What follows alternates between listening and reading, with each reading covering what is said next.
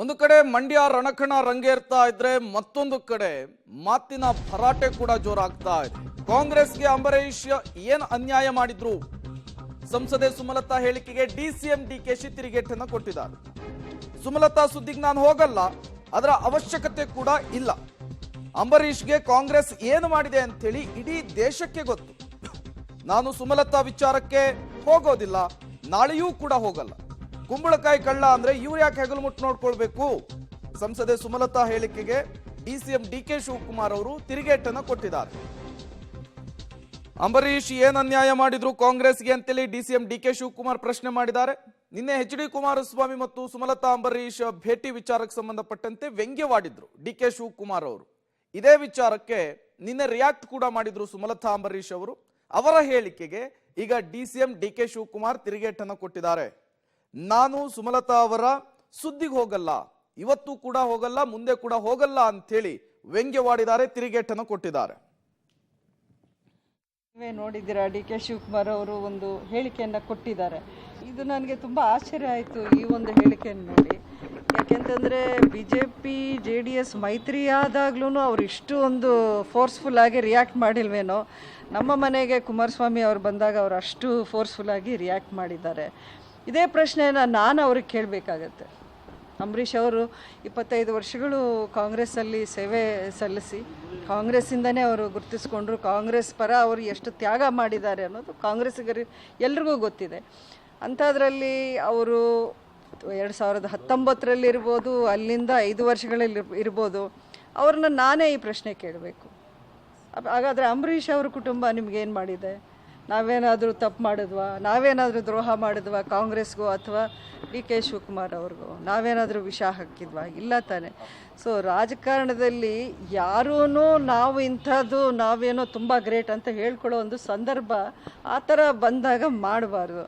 So ನಮ್ಮ ಬಗ್ಗೆ ಅವ್ರಿಗೆ ಯಾಕೆ ಅಷ್ಟೊಂದು ಆಕ್ರೋಶ ಬಂತು, ಈ ಮನೆಗೆ ಅವ್ರು ಬರ್ತಾ ಇದ್ದಾರೆ ಅಂತ ನನಗೂ ಅರ್ಥ ಆಗ್ತಿಲ್ಲ. ಇವತ್ತು ಸುಮಲತಾ ಸುದ್ದಿ ಹೋಗಲಿಲ್ಲ, ಸುಮಲತಾ ಸುದ್ದಿ ಅವಶ್ಯಕತೆ ಇಲ್ಲ. ಕುಮಾರಸ್ವಾಮಿ ಅವರು ವಿಷ ಹಾಕಿದ್ರು ಅಂತ ಹೇಳೋದಕ್ಕೆ ಯಾವ ವಿಷ ಅಂತ ನಾನು ಕುಮಾರಸ್ವಾಮಿಗೆ ಮಾತಾಡಿದ್ದೀನಿ. ಪಾಪ ಕುಂಬಳಕಾಯಿ ಕಳ್ಳ ಹೆಗಲು ಮುಟ್ಟು ನೋಡ್ಕೊಂಡಂಗೆ ಅವ್ರು ಯಾಕೆ ಮಾತಾಡೋದು? ಅಂಬರೀಷ್ಗೆ ಕಾಂಗ್ರೆಸ್ ಪಾರ್ಟಿ ಏನು ಮಾಡಿದೆ ಅಂತ ದೇಶಕ್ಕೆ ಗೊತ್ತಿದೆ. ಅಂಬರೀಷ್ ಕೊನೆ ಉಸಿರು ಏನು ಹೇಳಿದ್ರು ಅಂತ ಗೊತ್ತಿದೆ. ನಾವು ಯಾಕೆ ಇವೆಲ್ಲ ಮಾತಾಡೋಕ್ಕೆ ಹೋಗ್ತಾರೆ? ಅವ್ರಿಗೆ ಯಾಕೆ ಪಾಪ ಅವರು ತಲೆ ಕೆಡಿಸ್ಕೊಳ್ತಾ ಇರೋದು ನಂಗೆ ಅರ್ಥ ಆಗೋದು. ನಾವು ಸುಮಲತಾ ಇವತ್ತು ಹೋಗಲ್ಲ, ನಾಳೆನೂ ಹೋಗಲ್ಲ, ನಮ್ಗೆ ಅವಶ್ಯಕತೆಯೂ ಇಲ್ಲ. ಅವ್ರವ್ರ ಪಾರ್ಟಿ ಸಿದ್ಧಾಂತ ಏನು ಬೇಕಾದ್ರೂ ಮಾಡ್ಬೋದು. ಅವ್ರ ಪಾರ್ಟಿ ಸಿದ್ಧಾಂತದಿಂದ ಈಚೆ ಬಂದಾಗ ಮಿಕ್ಕಿದ ವಿಚಾರ ಮಾತಾಡೋಣ. ನಾನು ಯಾರ ಹತ್ರನೂ ಸುಮಲತಾ ಸುದ್ದಿ ಹೋಗಲಿಲ್ಲ, ಸುಮಲತಾ ಸುದ್ದಿ ಅವಶ್ಯಕತೆ ಇಲ್ಲ. ಕುಮಾರಸ್ವಾಮಿ ಅವರು ವಿಷ ಹಾಕಿದ್ರು ಅಂತ ಹೇಳೋದಕ್ಕೆ ಯಾವ ವಿಷ ಅಂತ ನಾನು ಕುಮಾರಸ್ವಾಮಿಗೆ ಮಾತಾಡಿದ್ದೀನಿ. ಪಾಪ ಕುಂಬಳಕಾಯಿ ಕಳ್ಳ ಹೆಗಲು ಮುಟ್ಟು ನೋಡ್ಕೊಂಡಂಗೆ ಅವ್ರು ಯಾಕೆ ಮಾತಾಡೋದು? ಅಂಬರೀಷ್ಗೆ ಕಾಂಗ್ರೆಸ್ ಪಾರ್ಟಿ ಏನು ಮಾಡಿದೆ ಅಂತ ದೇಶಕ್ಕೆ ಗೊತ್ತಿದೆ. ಅಂಬರೀಷ್ ಕೊನೆ ಉಸಿರು ಏನು ಹೇಳಿದ್ರು ಅಂತ ಗೊತ್ತಿದೆ. ನಾವು ಯಾಕೆ ಇವೆಲ್ಲ ಮಾತಾಡೋಕ್ಕೆ ಹೋಗ್ತಾರೆ? ಅವ್ರಿಗೆ ಯಾಕೆ ಪಾಪ ಅವರು ತಲೆ ಕೆಡಿಸ್ಕೊಳ್ತಾ ಇರೋದು ನಂಗೆ ಅರ್ಥ ಆಗೋದು. ನಾವು ಸುಮಲತಾ ಇದೇ ವಿಚಾರಕ್ಕೆ ಸಂಬಂಧಪಟ್ಟಂತೆ ಮತ್ತಷ್ಟು ಡೀಟೇಲ್ಸ್ ಅನ್ನು ಕೊಡ್ತಾರೆ ನಮ್ಮ ಪೊಲಿಟಿಕಲ್ ಬ್ಯೂರೋ ಹೆಡ್ ರವೀಶ್ ನೇರ ಸಂಪರ್ಕದಲ್ಲಿ ಜಾಯಿನ್ ಆಗಿದ್ದಾರೆ. ರವೀಶ್, ಸಾಮಾನ್ಯವಾಗಿ ಡಿ ಕೆ ಶಿವಕುಮಾರ್ ಅವರು ಈ ತರದ ವಿಚಾರಗಳಿಗೆ ರಿಯಾಕ್ಟ್ ಮಾಡೋದು ತುಂಬಾ ಕಡಿಮೆ, ತುಂಬಾ ಯೋಚಿಸಿ ರಿಯಾಕ್ಟ್ ಮಾಡ್ತಾರೆ. ಬಟ್ ಎಲ್ಲೋ ಒಂದು ಕಡೆ ಟ್ರಿಗರ್ ಆದ ರೀತಿಯಲ್ಲಿ ಕಾಣಿಸ್ತಾ ಇದೆ ಡಿ ಕೆ ಶಿವಕುಮಾರ್ ಅವರು. ಕಾರಣ ಏನಿರಬಹುದು ಅಂತ ಹೇಳಿ?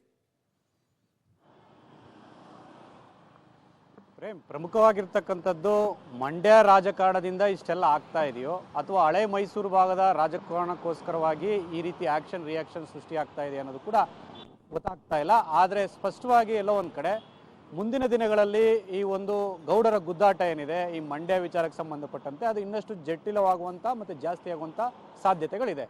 ಪ್ರಮುಖವಾಗಿ ಡಿ ಕೆ ಶಿವಕುಮಾರ್ ಅವರು ಹೇಳ್ತಾ ಇರ್ತಕ್ಕಂಥದ್ದು, ಅವರು ಸಮರ್ಥನೆ ಮಾಡ್ಕೊಳ್ತಾ ಇರ್ತಕ್ಕಂಥದ್ದು, ನಾನು ಸುಮಲತಾ ವಿಚಾರವಾಗಿ ಎಲ್ಲೂ ಕೂಡ ಮಾತನಾಡಿಲ್ಲ, ಸುಮಲತಾ ಸುದ್ದಿಗೆ ಹೋಗಿಲ್ಲ.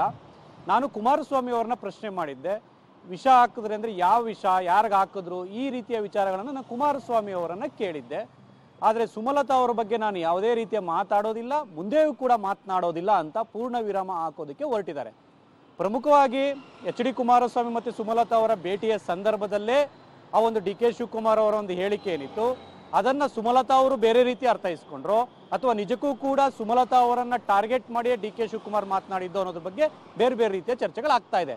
ಸುಮಲತಾ ಅವರು ನೆನ್ನೆ ಒಂದು ಮಾತನ್ನು ಹೇಳಿದರು, ಅಂದರೆ ನಮ್ಮ ಮನೆಗೆ ಎಚ್.ಡಿ. ಕುಮಾರಸ್ವಾಮಿ ಅವರು ಬಂದ ಬಳಿಕ ಡಿ ಕೆ ಶಿವಕುಮಾರ್ ಅವ್ರಿಗೆ ಏಕಿಷ್ಟು ಆಕ್ರೋಶ, ಕಾಂಗ್ರೆಸ್ನ ಕೆಲ ನಾಯಕರುಗಳಿಗೆ ಈ ರೀತಿ ಆಗ್ತಾ ಇದೆ ಅನ್ನೋದ್ರು ಕೂಡ ಪರೋಕ್ಷವಾಗಿ ಡಿ ಕೆ ಶಿ ವಿರುದ್ಧವೇ ಒಂದು ರೀತಿಯಲ್ಲಿ ಕಿಡಿಕಾರಿದ್ರು.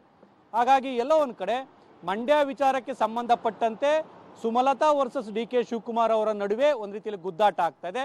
ಅದಕ್ಕೆ ಬೇರೆ ಬೇರೆ ರೀತಿಯ ಕಾರಣಗಳು ಕೂಡ ಇದೆ. ಪಕ್ಷೇತರಾಗಿ ಗೆದ್ದ ಬಳಿಕ ಅದಾದ ನಂತರ ಕಾಂಗ್ರೆಸ್ನ ಸೇರ್ಪಡೆ ಆಗಬೇಕು ಅನ್ನೋ ವಿಚಾರಗಳು ಬಂದಂತಹ ಸಂದರ್ಭದಲ್ಲಿ ಸಿದ್ದರಾಮಯ್ಯ ಅವರ ಒಲವಿತ್ತು, ಡಿ ಕೆ ಶಿವಕುಮಾರ್ ಅವರು ಕೂಡ ಅದಕ್ಕೆ ಅಪೋಸ್ ಮಾಡಿದ್ರು ಅಂತ ಅವತ್ತಿನ ರಾಜಕಾರಣ ಸಂದರ್ಭದಲ್ಲಿ ದೊಡ್ಡ ಮಟ್ಟದಲ್ಲೇ ಚರ್ಚೆ ಆಗಿತ್ತು.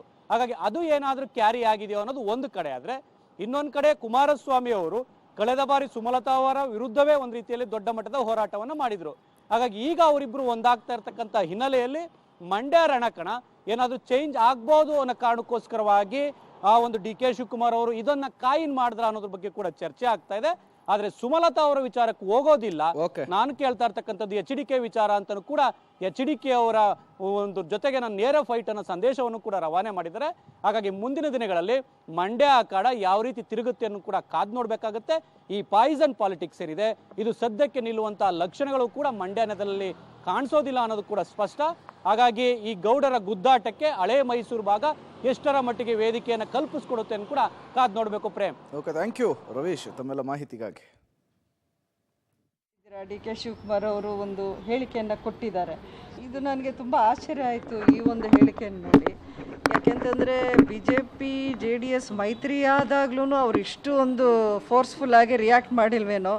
ನಮ್ಮ ಮನೆಗೆ ಕುಮಾರಸ್ವಾಮಿ ಅವರು ಬಂದಾಗ ಅವರು ಅಷ್ಟು ಫೋರ್ಸ್ಫುಲ್ಲಾಗಿ ರಿಯಾಕ್ಟ್ ಮಾಡಿದ್ದಾರೆ. ಇದೇ ಪ್ರಶ್ನೆನ ನಾನು ಅವ್ರಿಗೆ ಕೇಳಬೇಕಾಗತ್ತೆ. ಅಂಬರೀಷ್ ಅವರು 25 ವರ್ಷಗಳು ಕಾಂಗ್ರೆಸ್ಸಲ್ಲಿ ಸೇವೆ ಸಲ್ಲಿಸಿ ಕಾಂಗ್ರೆಸ್ಸಿಂದನೇ ಅವರು ಗುರುತಿಸ್ಕೊಂಡ್ರು. ಕಾಂಗ್ರೆಸ್ ಪರ ಅವರು ಎಷ್ಟು ತ್ಯಾಗ ಮಾಡಿದ್ದಾರೆ ಅನ್ನೋದು ಕಾಂಗ್ರೆಸ್ಸಿಗರು ಎಲ್ರಿಗೂ ಗೊತ್ತಿದೆ. ಅಂಥದ್ರಲ್ಲಿ ಅವರು 2019ರಲ್ಲಿ ಇರ್ಬೋದು, ಅಲ್ಲಿಂದ 5 ವರ್ಷಗಳಲ್ಲಿ ಇರ್ಬೋದು, ಅವ್ರನ್ನ ನಾನೇ ಈ ಪ್ರಶ್ನೆ ಕೇಳಬೇಕು. ಹಾಗಾದರೆ ಅಂಬರೀಷ್ ಅವ್ರ ಕುಟುಂಬ ನಿಮಗೇನು ಮಾಡಿದೆ? ನಾವೇನಾದರೂ ತಪ್ಪು ಮಾಡಿದ್ವಾ? ನಾವೇನಾದರೂ ದ್ರೋಹ ಮಾಡಿದ್ವಾ ಕಾಂಗ್ರೆಸ್ಗೂ ಅಥವಾ ಡಿ ಕೆ ಶಿವಕುಮಾರ್ ಅವ್ರಿಗೂ? ನಾವೇನಾದರೂ ವಿಷ ಹಾಕಿದ್ವಾ? ಇಲ್ಲ ತಾನೆ. ಸೊ ರಾಜಕಾರಣದಲ್ಲಿ ಯಾರೂ ನಾವು ಇಂಥದ್ದು ನಾವೇನೋ ತುಂಬ ಗ್ರೇಟ್ ಅಂತ ಹೇಳ್ಕೊಳ್ಳೋ ಒಂದು ಸಂದರ್ಭ ಆ ಥರ ಬಂದಾಗ ಮಾಡಬಾರ್ದು. ಸೊ ನಮ್ಮ ಬಗ್ಗೆ ಅವ್ರಿಗೆ ಯಾಕೆ ಅಷ್ಟೊಂದು ಆಕ್ರೋಶ ಬಂತು, ಈ ಮನೆಗೆ ಅವ್ರು ಬರ್ತಾ ಇದ್ದಾರೆ ಅಂತ ನನಗೂ ಅರ್ಥ ಆಗ್ತಿಲ್ಲ. ಇವತ್ತು ನೀವೇ ನೋಡಿ ಯಾರ ಹತ್ರನೂ ಸುಮಲತಾ ಸುದ್ದಿ ಹೋಗಲಿಲ್ಲ. ಸುಮಲತಾ ಸುದ್ದಿ ಅವಶ್ಯಕತೆ ಇಲ್ಲ. ಕುಮಾರಸ್ವಾಮಿ ಅವರು ವಿಷ ಹಾಕಿದ್ರು ಅಂತ ಹೇಳೋದಕ್ಕೆ ಯಾವ ವಿಷ ಅಂತ ನಾನು ಕುಮಾರಸ್ವಾಮಿಗೆ ಮಾತಾಡಿದ್ದೀನಿ. ಪಾಪ ಕುಂಬಳಕಾಯಿ ಕಳ್ಳ ಹೆಗಲು ಮುಟ್ಟು ನೋಡ್ಕೊಂಡಂಗೆ ಅವ್ರು ಯಾಕೆ ಮಾತಾಡೋದು? ಅಂಬರೀಷ್ಗೆ ಕಾಂಗ್ರೆಸ್ ಪಾರ್ಟಿ ಏನು ಮಾಡಿದೆ ಅಂತ ದೇಶಕ್ಕೆ ಗೊತ್ತಿದೆ. ಅಂಬರೀಷ್ ಕೊನೆ ಉಸಿರು ಏನು ಹೇಳಿದ್ರು ಅಂತ ಗೊತ್ತಿದೆ. ನಾವು ಯಾಕೆ ಇವೆಲ್ಲ ಮಾತಾಡೋಕ್ಕೆ ಹೋಗ್ತಾರೆ? ಅವ್ರಿಗೆ ಯಾಕೆ ಪಾಪ ಅವರು ತಲೆ ಕೆಡಿಸ್ಕೊಳ್ತಾ ಇರೋದು ನಂಗೆ ಅರ್ಥ ಆಗೋದು. ನಾವು ಸುಮಲತಾ ಇವತ್ತು ಹೋಗಲ್ಲ, ನಾಳೆನೂ